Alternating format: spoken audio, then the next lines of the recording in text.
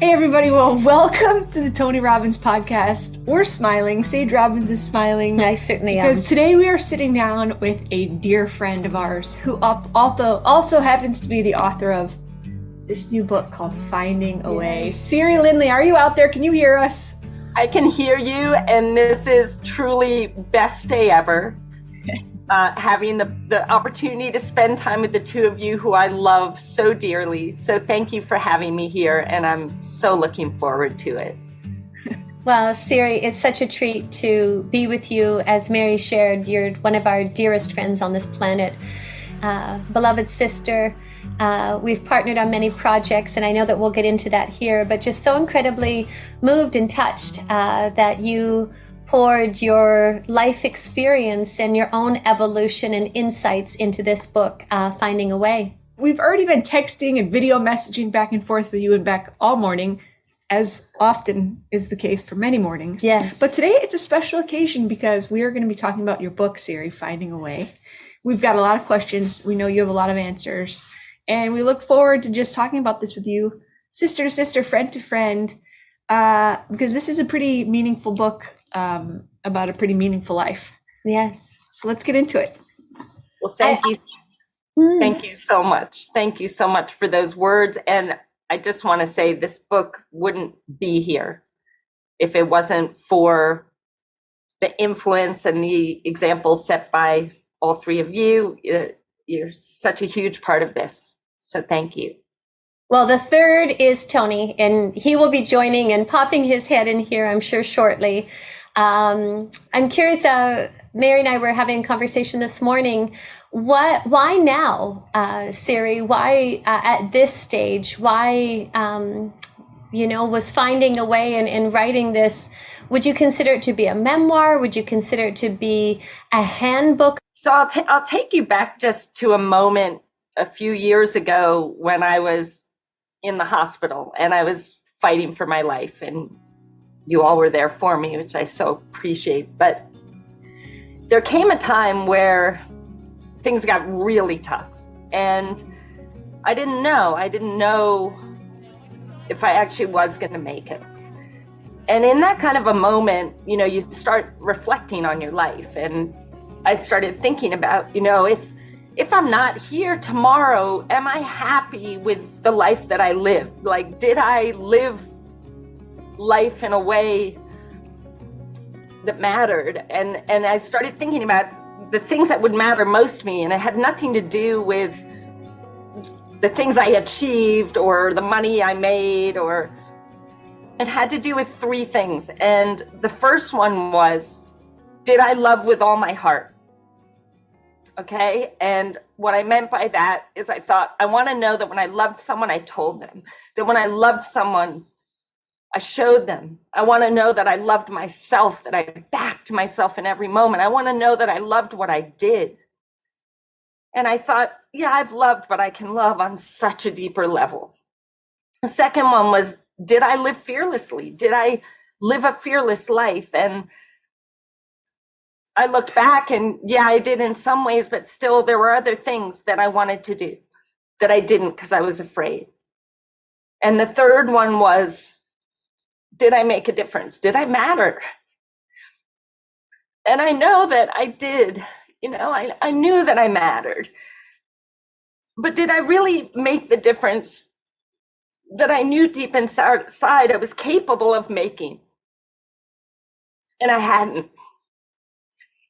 And so I survived, and it's a miracle. It's a miracle that I'm here and I'm alive. And the gift in all of that is that I found my purpose. And I believe that this book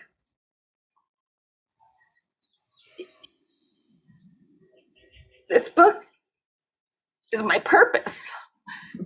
Between the front and the back cover, like, this is my purpose and this is why I'm here. And this matters so much to me. And that's why now. Sorry. Siri, I was up late last night reading this and early this morning. I'm embarrassed to say that I crammed it in there, but I did, and it's that easy to read, and your authenticity, and you could tell that this was written with a level of purpose and intention. And to answer your question, and I know Siri did, yes, there's an autobiographical element to it. Yes. And the stories are there to kind of offer examples. But I was more surprised, and I didn't know when you sent me this, my very own signed copy. Thank you very much. That it was so much of like that. It had so many exercises. I would almost you could almost call this a workbook. And I know it looks like a hardcover, and it looks like it's going to be this memoir about this little cowboy here, our friend Siri Lindley. However, this is like a workbook complete with prompts and writing exercises that even if you're like, I'm not the kind of person that does the exercises in a book, your brain goes there because of the way that you've laid it out and the examples that you've given. And because you go first, the reader goes there with you. And I just feel so proud is the wrong word, Siri, but as your friend, I'm just like, yes, you crushed it. You nailed it. I love it. I love it. Thank you so much. And I think, sometimes we need someone that's going to go first. And we can all remember a time in our lives, even like jumping off a cliff into the water or something. And you're like, no, I'm too scared. But somebody else does it. And it's like, oh, okay. And this is my way of saying, let me get open and vulnerable. Let me show you how I was scared. Let me show you how I was, doubtful. Let me share my story so that you can see yourself in me. And then let me take your hand and let me just ask you a few of these questions, because maybe when you dig a little deeper into your own heart, your own mind, your own thoughts, you'll discover something too that's going to help you find a way through. That's a beautiful lens and notion. And possibly as a consideration, Mary, we were talking about your faith chapter and how you deepened your own connection to source. And maybe that's the universal hand that truly touches us and that you touched upon through your life's trajectory and throughout your own navigating of anxiety, throughout the fear of loss of your life. Maybe that's the ultimate hand. I'm projecting right now, and I don't even know that this is a question. You're spot on. You're spot on with that. I feel like faith in something else, faith in something greater than you leads to faith in ourselves, right? Because when we have faith in something, and whatever that may be, I mean, my belief is like anything that you believe is a support, an energy, something that is greater than you, that gives you this sense of comfort, that having that, whatever that means to you, it could be nature, it could be the universe, it could be God, whatever that means to you, it's such a gift to have that, because when you do, with that sense of faith, believing in that there's something else out there, you will say yes to things that maybe you wouldn't have otherwise. You will take a chance on things, because if we believe that there's some greater support out there, we're more willing to say yes to things that we wouldn't otherwise. And in that, in saying yes to these things and taking these things on, we are then proving to ourselves that yes, I can, I can be afraid, but I can do it anyway. And it works out for me. So then this builds up this faith in yourself. So in that, I created my faith in this feeling, this energy, this love. It's all love that I knew would always be there for me. Now, whether that was true or not, me believing it served me. Me believing it gave me courage. Me believing it gave me strength.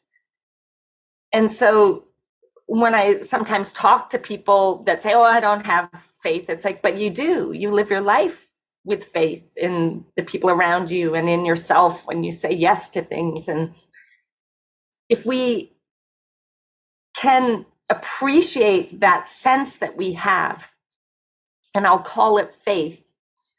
And if that serves us, if that gives us courage, if that leads us to doing things we normally wouldn't, then why not? That's beautiful.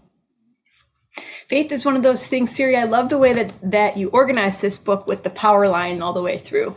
So each chapter, if you guys haven't read this yet, each chapter is something like the power of intention, health, presence, faith, and each chapter is kind of a little mini lesson in these forces that can really guide us and shape us and pull us through even the hardest challenges. And if you've ever heard Siri Lindley speak, if you've read her other book, if you followed her on social media, if you are lucky enough, as we are, to know her as a person, as a friend, as a human, you know that Siri is, her optimism is always at hand. Yes.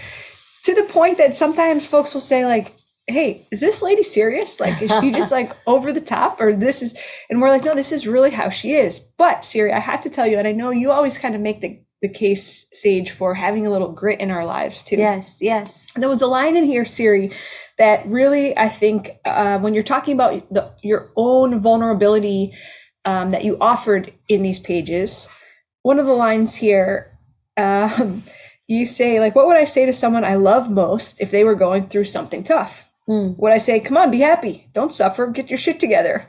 And sometimes I feel like people like you and I, who are irrationally optimistic, have this pattern with ourselves that it's like, just shut down the suffering, shut down when we know we're not supposed to be feeling something. And it's like, that's how we talk to ourselves sometimes. And I think that my hallucination is that many folks listening who are also kind of achievers or great athletes or successful business folks or whoever happens to be listening out there or watching today, that with that comes this kind of harshness, this little whip that we use on ourselves, although we would never use it to someone else. But I thank you for offering this lesson, and I just think it's so important for people to get. So could you do you see where I'm going with this? And I totally do. And here's the thing, for a long time, that was my superpower. That was my superpower. You know, something bad happens. Well, just, get up, dust yourself off. We can get through it, get it done. Although for other people, there's the love and compassion and take your time, love yourself through this, all that kindness. But for so long, and you said grit, I think that's a great word for it. My expectation for myself and part of my identity lay in the fact that nothing's going to get me down. Nothing's going to stop me. I can fall over 10 times, but I'm going to get back up and I'm going to make it happen. I'm going to go for the 11th. But in that, I think I succeeded in spite of that. I think there was a great cost to living that way the majority of my life up until now. And again, it was the leukemia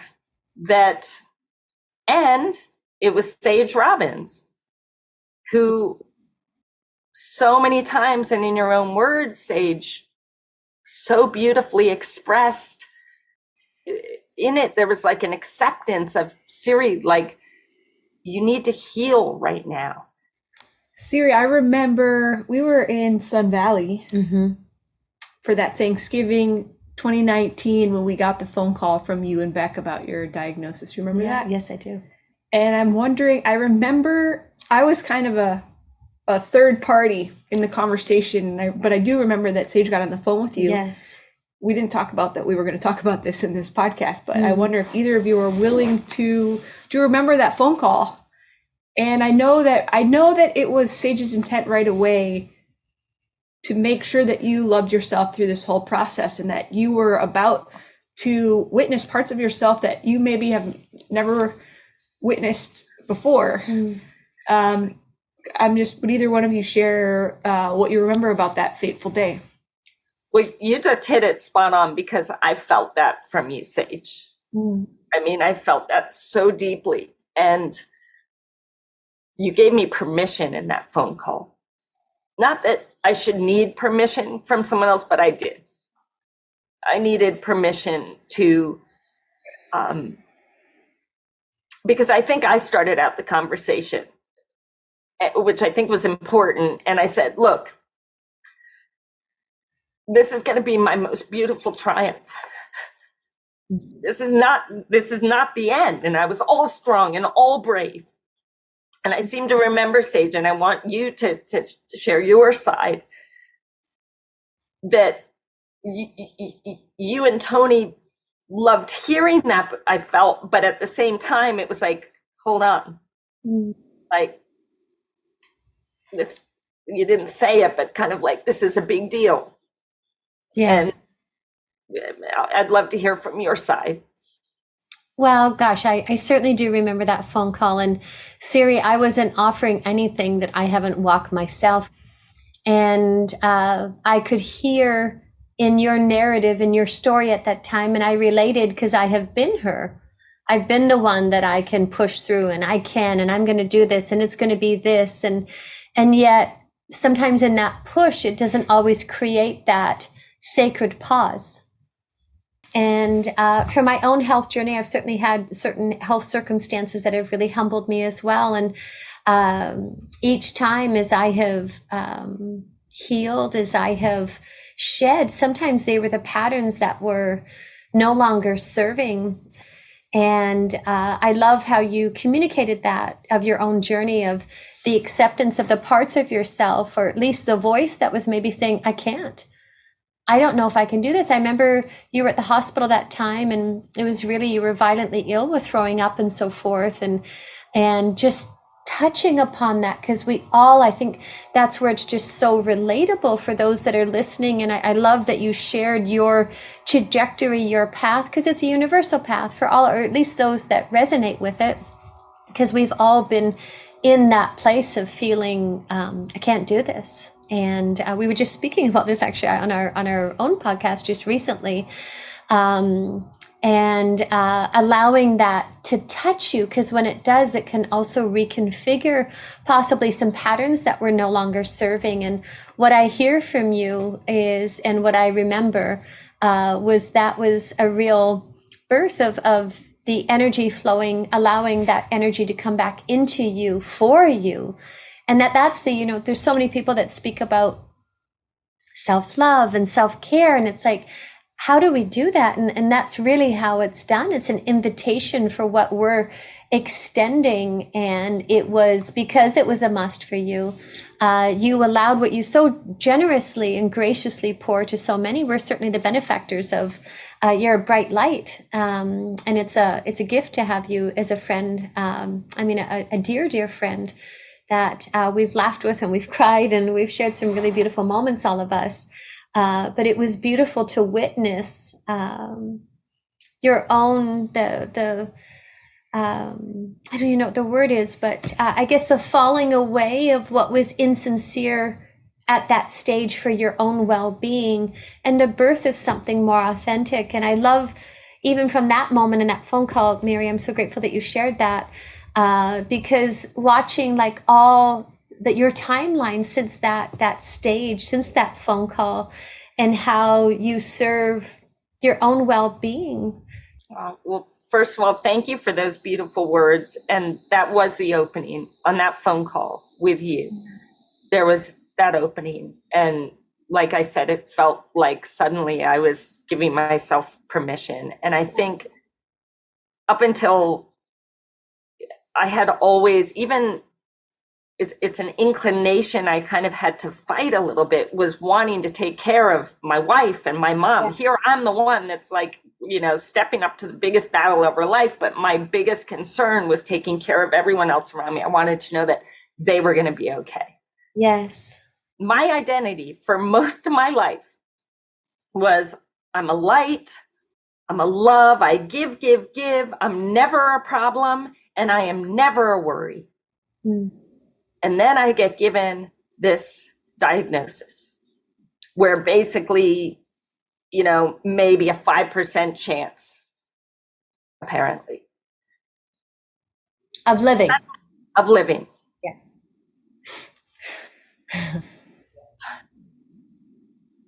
And I thought that, and this disease, it brought me to my knees. I mean,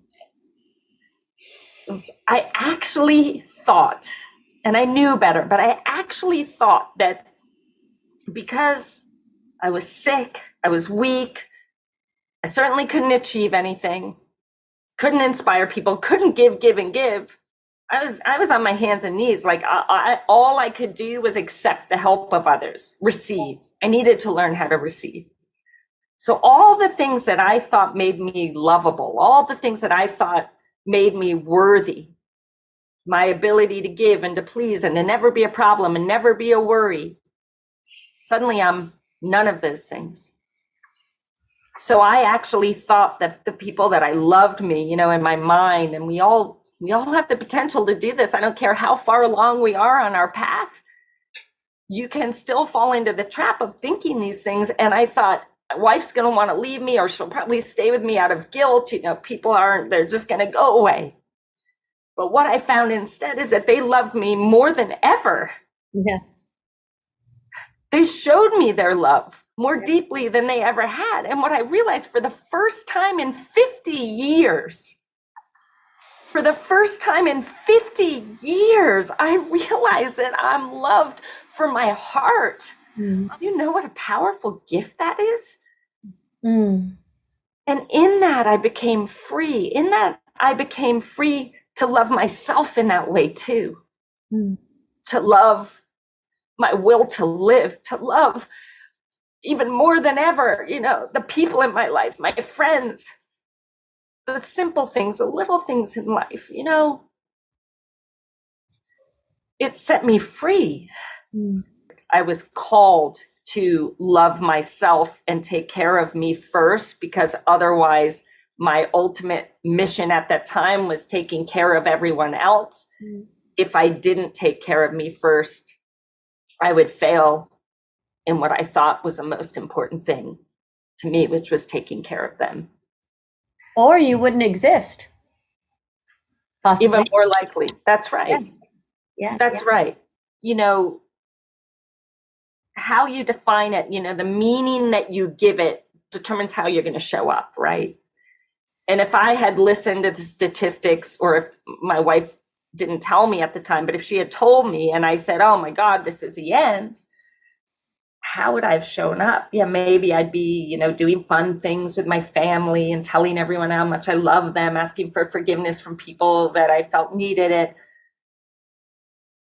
But by saying this is going to be my most beautiful triumph, it put me in a space where I was going to show up, you know, ready to find every single thing that could make a difference in me surviving this. Like it set me up for coming in with an energy, a curiosity, a desire to want to, you know, what do I need to heal inside of me? What do I need to let go? What is causing me dis-ease inside my body? I became so curious to heal from the inside out, but that only came because of the intention I set, or the meaning I gave it, which was, this will be my most beautiful triumph. Well, what will that require of me? Future me, you know, the one that's going to survive this. What would she do? What would she believe about what's happening right now? What would she focus on? What actions would she take? And even though, to be perfectly honest, like even when I got the diagnosis, did I believe I'm going to survive and thrive? No, God, absolutely not. I was terrified. My life was turned upside down. But I couldn't afford to live the story that this was going to be the end. I couldn't afford to live that. I wasn't willing to live that. So I had to tell myself a different story. And I just want to make the point, if I may, if you're listening to this and you're hearing this, I want to be really clear. First of all, this is a book about Siri's diagnosis and journey and triumph over a cancer diagnosis. Yes. And if you know someone in your life who has had the unique fortune of receiving a cancer diagnosis, I cannot recommend this book enough. But, and if this isn't just about a cancer diagnosis and overcoming that, all these strategies that Siri has utilized here, I mean, whether you're going through a breakup, a divorce, Yes. whether you've lost a partner, a family member, a child, any of these things that could set you back, that it would be enough whether it's the loss of a job. I mean, anything like that, the human Very experience that we all go through. And people say they're feeling stuck or they don't feel like themselves, or whatever it is, whatever flavor of that suffering that someone's going through. This book is like a textbook in, okay, so you found yourself in this position, and now what are you going to do, and who are you going to become? And Siri, you know, we have had the privilege of attending almost as many Tony Robbins events, conferences as you have. I'm joking. We've attended hundreds, and each time we learn new things. But what I loved about this is, if somebody had asked me my experience of reading this book, this would be like attending one of those Tony Robbins conferences with this awesome partner. You know, there's a buddy system. If you've never been to a Tony Robbins event, you partner with someone that's in the crowd. Often you're in a group of 3 or whoever it is. Those buddies, people have lasting relationships, friendships with those buddies. This book is like attending an event with a buddy that just so desperately wants you to succeed and desperately wants you to figure out your own life. Like, you are such a natural coach. And Siri, I know you as a friend, and I love you as a friend. And reading this, I was like, I said to you this morning over coffee, I was like, she's such an awesome coach. She's like, and I've had great athletic coaches that I've loved in my life, but this truly, like, you say it from a place of how you employed it yourself and what I'm going to have to do if I'm going to make this work for me. And it feels like you're at someone's level and you're looking right at them. It's not condescending. It's not, you know, you're not wagging a finger. It's like, look, you can do this, but here's what it's going to take. And you have a line in here also that says, sometimes, I wrote it down somewhere, sometimes it feels like a lot of responsibility. You know, you have to be willing to put in the work. Like you said, you condition this inside of you. Every moment is like, what am I focusing on? Is that going to serve me? What would be a better thing to focus on? And you get into the minutia and the vigilance that it takes until you condition it to focus on what you could be grateful for, to check your meanings and see if that's really what you want to be, the story that you want to be telling about your own life. And I applaud you, my friend, because I've heard this all before, and this still felt new to me, I guess, is also what I want to make the point for anyone listening is you could say, oh, I've been to the events. Why do I need to read a book about it? You put it in a way that it was so helpful to me. And I just hope people will give themselves the gift of reading it, because it could be so helpful to you too. And I'm excited to gift it to my friends and family and folks that said, I'll never go to an event, but maybe they're a little bit more in the academic leaning and they'll read a book. And this book can do this. So I mean, use it at the end of each chapter. You have these exercises and these assignments. And they're just such kind reminders of little prompts that we can use to change things that have been wired in us for years or decades. And sometimes even stories that other people have been telling us. You've said this before too, like stories that our moms and dads have told us about ourselves when we were children. One thing that surprised me is you said your parents used to say, Siri's so shy. Were you a shy kid? I was painfully shy. I mean, for 2 years, I was actually a mute. I didn't say a word when my mom and dad were going through their divorce. So I was always told she's shy and she always like hides behind us. And, you know, she's afraid to kind of go out on her own and do her own thing. And because I think when we talk about like identity, we get wrapped up. We put on, you know, the identity that we hear from our teachers, from our friends, from social media, from your parents. And it wasn't until college when I thought, I don't really want to be that. You know, I'm not happy being that quiet, shy, you know, sit in the background. Like, I wonder if that's not me. So it led me to finding my true identity, or at least parts of more of who I was than living the one that I'd been told. You needed to explain yourself for anybody who has ever seen you dancing across our stage. That was like, wait a minute.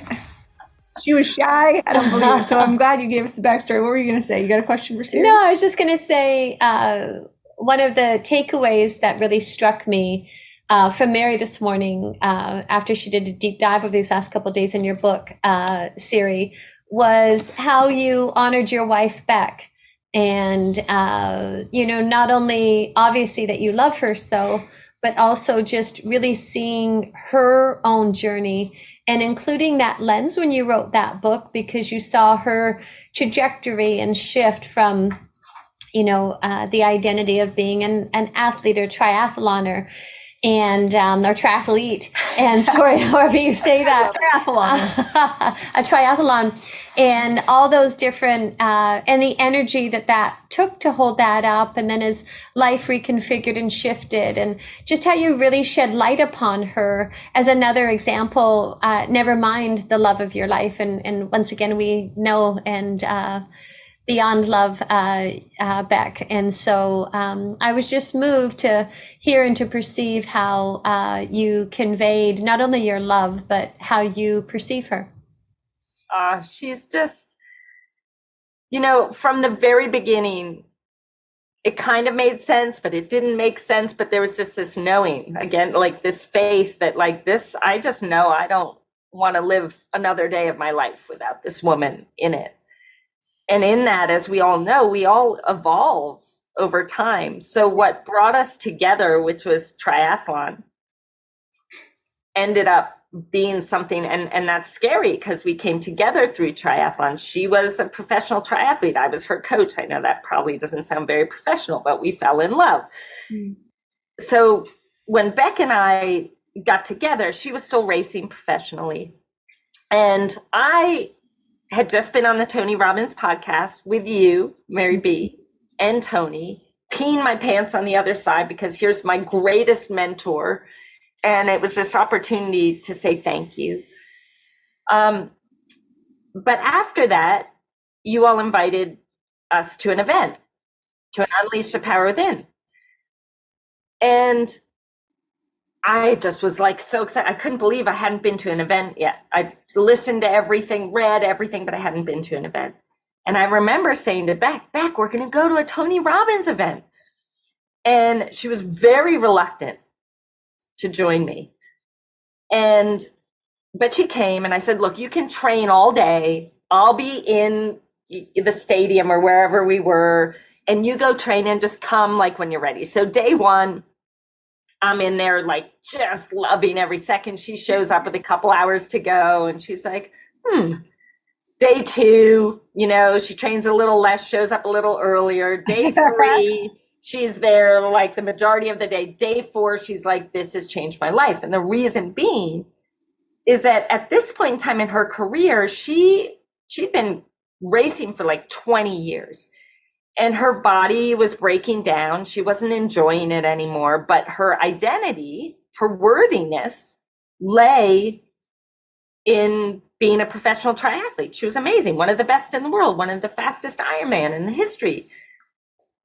And what this event did for her, as she started leaning in a little deeper, she started realizing that she's so much more than just an athlete.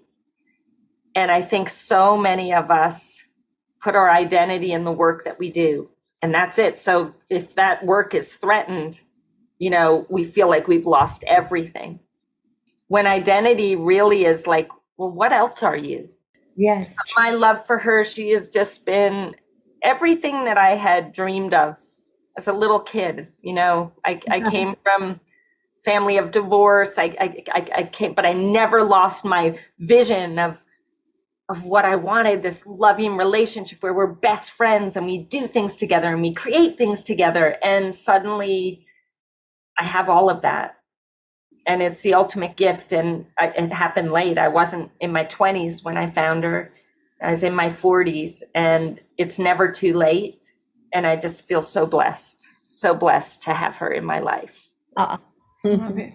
Thank you for sharing. No, thank you so much for sharing that. We love you and Beck. And this is the part, there's a passage in this book. It says, you write, I'm quoting you, I am gay, I am straight. Does it matter?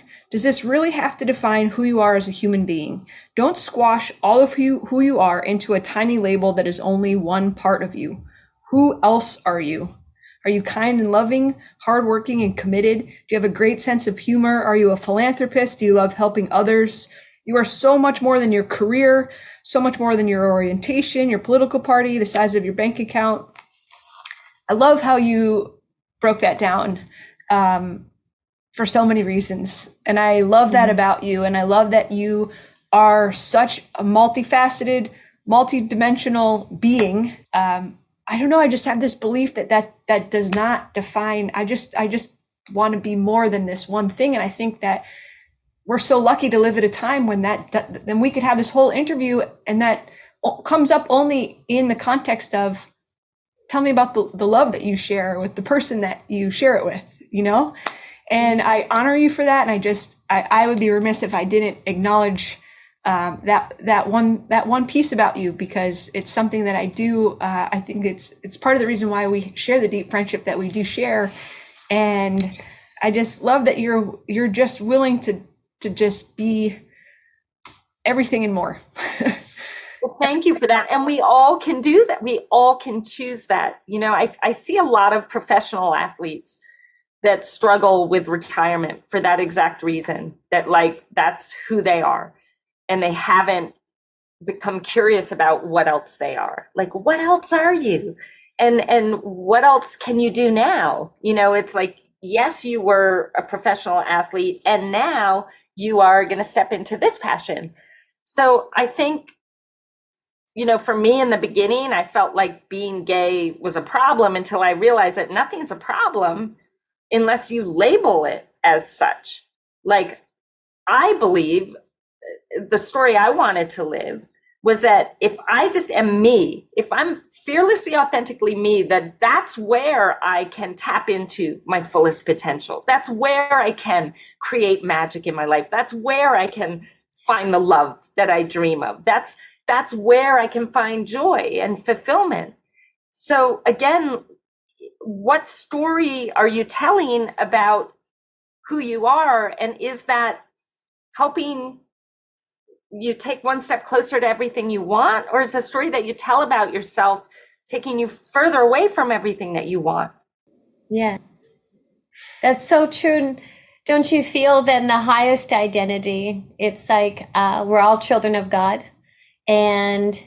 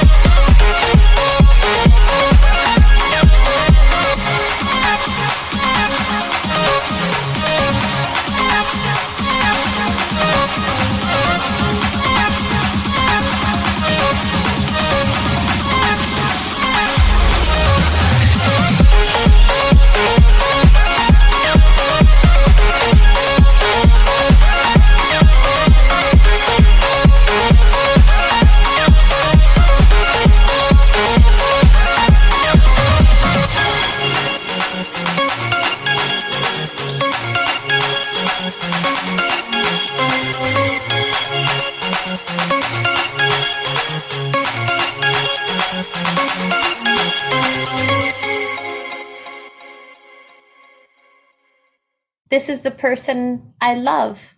And this is what I'm passionate about. This is what I'm curious about. This is what I'm interested in. This is when I felt like I could. This is what it looked like when I felt like it couldn't. And then it strips all those labels of whether it's an orientation or a preference even, because we're larger than that reality. And then there's that connectedness where we all meet. And that true unification. And I think that you've portrayed that so beautifully and powerfully. So, our little pup here is just Siri, the kindness that you just offered in that answer to me, I just I hope I'm not overselling it, because that's not what I'm trying to do. But that same kindness that you feel in Siri shines through in the pages of this book. And the question, I can't, like, the language that you've put to these prompts are that kind and that compassionate and that curious and that level of, it feels like a dear friend has their hand on your shoulder and they're saying, okay, what do you want? And what do you need to let go of if that's really what you want? And how are you going to become the person that can get that thing that you want? And how are we going to get there? Because you do need to take responsibility. Like, it's just like, you're made for this. You're made Well, thank you. Thank you. And think about, because it's not just about finding a way. It's also, how can you take on that thing that seems impossible, that you don't believe, like, oh, well, I can't do that. I mean, think about back triathlon, me, I come in dead last. I don't.